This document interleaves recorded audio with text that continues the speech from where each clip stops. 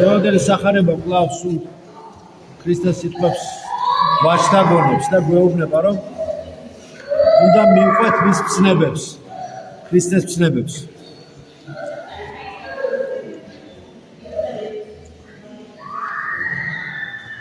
ფილიპეს უთხრა მოციქულს, გახსოვთ თქვენ, მომდევდი მე, აი ამას გვეუბნება, შემომიდეგინ მე, მომდევდი მე, სვამას ეუბნება უფალი მოწაფეებს და მათი სახით ყველა ჩვენთაგანს, მომდევდი მე, რომ მივსდიოთ უფალს, მივსდიოთ მას. იმიტომ რომ ჩვენ მისი ქმნულნი ვართ, მის მიერ ქმნული, მისი დაბადებულნი ვართ. ანუ ღმერთმა არაყოფიერიდან ყოფიერში მოგვიყვანა, იმიტომ რომ მივსდევდით მას. ანუ ადამიანის ცხოვრების დანიშნულება, ადამიანის ცხოვრების საზრისი, ყველა დაბადებულის და განსაკუთრებით ადამიანის გვირგვინი ღვთისა დაბადებულის აზრი და საზრისი ცხოვრების არის იმისა, რომ მისდევდეს უფალს, შეუდგეს უფალს, მისდევდეს ქრისტე ღმერთს. რა თქმა უნდა, ეს არ არის ადვილი, მაგრამ ამ ძიმე საქმეში და რთულ საქმეში ქრისტემ მოგცა საშუალება იმისა, რომ ტვირთი ეს მსუბუქი და ტკბილი იყოს.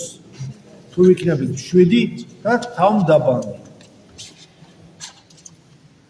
ამიტომ თავმდაბლობა, სიმშვიდე, ქრისტეს ცნებების შესრულება, ყოველთვის რაიმე კითხვაზე და რაიმე ალტერნატივაზე, რაც წარმოიშვება ჩვენ ცხოვრებაში, კითხვა, პრობლემა, არჩევანი, ამოცანა, გადაუჭრელი საკითხი, ყოველთვის უნდა ვკითხოთ, ვილოცოთ, ვილოცვით, აღვავლინოთ ლოცვასა და ვედრებაში ვევედროთ უფალს და ვკითხოთ მოძღვარს. ვეზიაროთ და აუცილებლად პასუხი მოვა. ითხოვდით და მოგეცეთ თქვენ. არ არსებობს ის პრობლემა, რომლის კარები არ გაიხსნება. გაიხსნება ეს კარები და აუცილებლად ამ კარებიდან შემოვა ჩვენთვის სასურველი პასუხი და მფარველი ანგელოზი მოიტანს ჩვენთან იმ პასუხს, რომელიც ჩვენ ამ ძიმე ცხოვრებაში გვჭირდება. ამიტომ მივსდიოთ უფალს. თვითონ ეს პროცესი უფლისაკენ სწრაფვისა. ეს არის პროცესი ვალდებულებებიდან თავისუფლებისაკენ. როცა ადამიანი არა მხოლოდ ცნებებს, ღვთის ცნებებს ვალდებულებას მშრალ გარედან მოხვეულ და რაღაც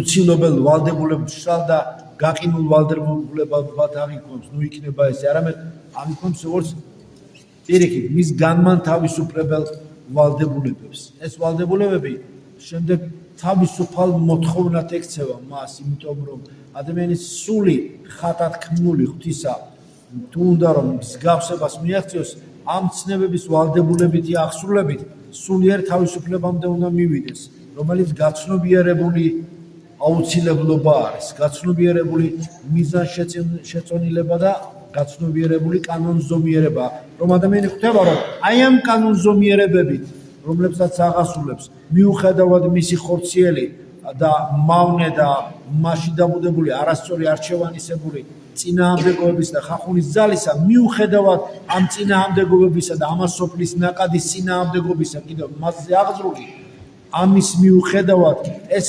ერთადერთი ყველაზე უფრო სწორი, მართალი და მაკურნებელი არჩევანი არის მისთვის და გზა არის მისთვის, რომელიც მას აუცილებლად ცხოვრებამდე მიიღოს. ეს არის ის ერთადერთი საშუალება ჩვენთვის, რომელიც აღორძინების საწინდარი იქნება. სულიერად აღვაორძინებს. ამ მოგვიყვანს ამ ჭაობიდან და როგორც ლოტოსის ყვავილი, ესე ზედაპირზე ამას სოფლის ჭაობისა აგვაყვავებს და მზეს სიმართლისა შეგვახედებს და გაგუჩქნის ჩვენ და გაგვახარებს და მისი მზეს სიმართლის სითბო და მადლი ხელთუქმნელი გარდამოვარა ამ სოფლის ჭაობში არ ჩავიძირებით და არ წაგვიღებს ეს წუმპე.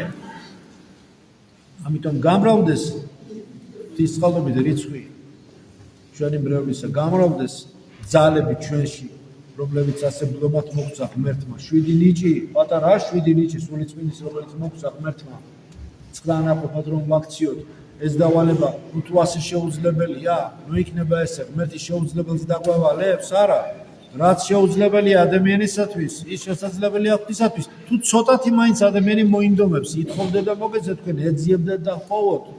აუცილებლად უნდა მეტი ძალისხმევა გაიღოთ, იმიტომ რომ სანამ ნათელში ვართ, თუ ჩვენ არ გავინძრებით და ამ ნათელში ჩვენ შესაძლებლობების სიფართოვეს ამ ინტერვალში ჩვენი ცხოვრების არ გავაფართოვებთ ჩვენი სწორი და მართალი სარწმუნოებრივი ძალისხმევით, წინააღმდეგ შემთხვევაში ეს ინტერვალი იქნება აბსოლუტურად სარიელი, მოკლე და სწრაფად წარმავალი. ესე რომ არ იყოს, ამიტომ ეს უსაშუალოდ გაფართოებადი ინტერვალია ადამიანის ცხოვრების, ამიტომ ყველა მცირე ინტერვალში ჩვენი ცხოვრებისა უდიდესი მარადიულობის პოტენციალია ჩადებული. ამიტომ ყველა საათს, ყველა წუთს უნდა მოუფრთხილდეთ და ღვთისმსაჯდებლად უნდა აღვასრულოთ და გამოვიყენოთ და შევასრულოთ ის ჩვენი ვალდებულებები, რომლებიც ავსებად სულიერ თავისუფლებამდე მივიყვანს და თავისუფლება ეს დიდი შრომით მოიპოვება და არა სინზე მორთმეული საკუთარი ნების არასწორად გამოყენებელი საბოლოო რაღაცა ვერდიქტია, რომელიც არასწორმა და ცოდვილმა ნებამ აირჩია. ილოცა ცოდვილმა სამჯერ და მოუნდა ისე ცოდვა და გონია რომ ღვთისნებაა. ნუ იქნება ესე რა, იმიტომ რომ ღვთისნება არის ცოდვასთან გაუცხოებული, ცოდვა არ შეიძლება ღვთისნება იყოს. ილოცა არას განწმენდილი გულით და გონებით ადამიანმა და მოუნდა ისევ არასწორი არჩევანით, ისევ იგივე ქვაზე სხვა ფორმით ფეხის წამოყრა. თუ ეს ღვთისნება იყო, მისი დაცემა და თავპირის დამტვრევა ღიაკარებში, რა თქმა უნდა არა.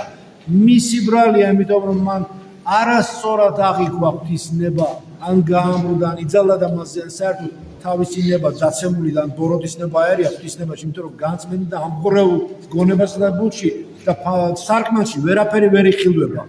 უნდა გახსნა განწმინდო, დალეკო შლაკები და ეს შხამები და ეს ტოქსინები დაილეკოს უნდა და განიწმინდოს ეს წმინდა ჩვენი ხატება, რომელიც მოეცა, რათა მსგავსებას მიაღწიოს. ამიტომ მეტი ვილოცოთ უნდა და მეტი უნდა ძალისხმევა გამოვიჩინოთ, რომ ამ ცხოვრებაში, რაც ჩვენ მოგვეცა ღვთის მიერ და იცოდეთ, რომ ყოველდღიურად ღმერთს და მარტო ქრისტე ღმერთს შეუძლია და ისაკეთებს იმას, რომ ჩვენ ყოველი დღე გვიხანგრძლივდება უფალს ამის განმწიფება აქვს, რომ ჩვენ თავით ვისით ვერცერთ წამს ვერ გავაგზავნებთ ჩვენს ცხოვრებას. თუ რამეს გვიხანგრძლივებს, თუ რამის შანსს გვაძლევს უფალი, ყოველთვის გვაძლევს იმის შანსს, რომ ჩვენ კიდევ გამოვასწოროთ და წინ წავიდეთ. რა არის ადამიანის თავისუფლება? ადამიანის თავისუფლება არის ის, რომ მას ყოველთვის აქვს შანსი იმის, რომ გახდეს უკეთესი ვიდრე არის. ეს არის ადამიანის თავისუფლების ესენცია. არა უარესი გახდეს, არა დეგრადირდეს, არამედ გახდეს უკეთესი, მოწესრიგდეს, ღვთის ნებით, ღვთის მსგავსებას მიაღწიოს. ამის შანსს უტოვებს ყოველთვის უფალი. ეს არის ჭეშმარიტი თავისუფლება. ამიტომ ყველაზე დიდი თავისუფლების მომცემი ადამიანისათვის, ყველაზე დიდი პირობების თავისუფლების ადამიანის მაქსიმუმ თუ მინიმალური პირობების მიმცემი ადამიანისთვის არის უფალი იესო ქრისტე, რომელსაც შექმნა იგი და მის ამას ყოველთვის აძლევს შანსს და უტოვებს შანსს, რომ იგი გახდეს უკეთესი. და ეს არის ჭეშმარიტი სიყვარული, რომ იგი ყოველთვის ჩვენთან არის და ჩვენს გვერდით არის და ამის შანსს ყოველთვის გვიტოვებ და ეს შანსი ყოველთვის და ეს საშუალება ყოველთვის უნდა გამოვიყენოთ და ვეცადოთ რომ გამოვიყენოთ. ყოველთვის ვადიდოთ უფალი იესო ქრისტე ღმერთი ჩვენი, მუდმივად ვმადლობდეთ მას ყოველთვის ყველაფრისათვის. ნუ ჩავებღაუჭებით მერწმუნეთ სისულელეებს, წვრილმანებს, მეშანები ნუ იქნებთ. ეს სიტყვა ხა არ მიყვარს, მაგრამ მაინდამაინც ზოგჯერ შეიძლება გამოიყენოს ადამიანმა. ნუ ვიქნებით ობივატელები, ესეც არ მიყვარს, მაგრამ ამასაც ვამგვარაუშვით. ტერმინებია რა ვქნათ, ასე ტერმინები იმდენია, რომ მაშინ უნდა გაფილტრო მთელი ენა, ხო? ამიტომ ნუ ვიქნებით მეშანები, ობივატელები, ტრივიალური ასეულებებისა და ბალასტის მიმდევრები, ნუ ვიქნებით. იმიტომ რომ რასაც ჩავაბღაუჭებით და ემაზე მეტ მნიშვნელობას მივანიჭებთ, რასაც იგი იმსახურებს, დაწყებული მატერიალური ნივთებიდან დამთავრებული არასწორი არჩევანი, მით უფრო დაღვარწმუნებს უფალი იმაში, რომ ეს არ არის თავარი და კარგი. ვისაც კიდე თავისი თავი ჭიპი გონია დედამიწის, ის მალე დარწმუნდება საპირისპიროში. და ხშირად ჯობია თქვა, არ ვიცი ხშირად და შენდობა ითხოვო და დაეწაფო ღვთაებრივ სიბრძნეს, ვიდრე ვიცი იძახო და არაფერი არ იცოდე. და არაფერი არ იცი, ეს არ ნიშნავს, რომ ყველაფერი იცი. სოკრატეს არაფერი არ იცი, სხვა არის, მაგრამ დღეს რომ მართლა არ იცი ადამიანმა არაფერი და ყველაფრის ცოდნის კომპეტენციის პრეტენზია კი სხვა არის. რა კარგია, რა არაფერი არ ვიცი, ყველაფერი ერთნაირად არ ვიცი. ანუ ყველაფერი ვიცი, ისე გამოდის სოფიზმი რომ სოფისტურა რომ მივიდეთ, მაგრამ არ გამოდის ეს არის იცოდე ჯობია ის რაც მთავარია თიცნება შენ ცხოვრებაში და რა სიტყვის უფალი შენგან ამ ცხოვრების ინტერვალში აი შენ გლობალურ განგებულებაში კონკრეტულად შენ ცხოვრებაში რა სიტყვის ღმერთი შენგან რა უნდა შენგან უფალს ამისთვის დიდი ლოცვა შრომა და დღევანდელი ზიარებაც ხელში შეგიწყო რაშიც ყველას წარმატებას გისურვებთ. Მაგრამ ვისაც ჩვენს იესო ქრისტეს სიკეთე ყოველთა თან.